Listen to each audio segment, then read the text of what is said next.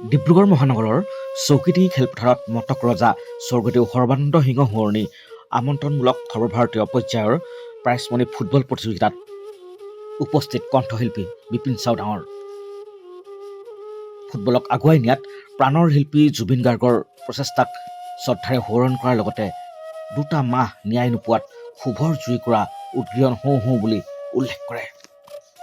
বেয়া লাগে আচলতে তেওঁ খেলৰ প্ৰতি বহুত উৎসাহ জগাইছিলে ৰাইজক, নিজেও খেলিছিলে আৰু আনকো কৈছিলে খেলখন জীয়াই ৰাখিব লাগে, আমাৰ গানৰ লগতে খেল থাকিব লাগে।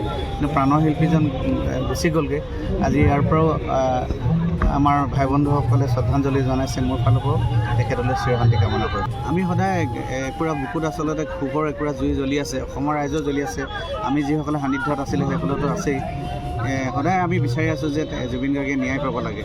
ন্যায়ালয়ৰ ওপৰত আমাৰ আস্থা আছে, ন্যায় ব্যৱস্থাৰ ওপৰত। সেইকাৰণে কিছুদিন ৰৈছোঁ, কিন্তু কিমান দিন থাকিম। আজি 2টা মাহ পাৰ হৈ গ'ল। গতিকে ক্ষোভৰ জুইকুৰা উদগীৰণ হওঁ হওঁ হৈ আছে।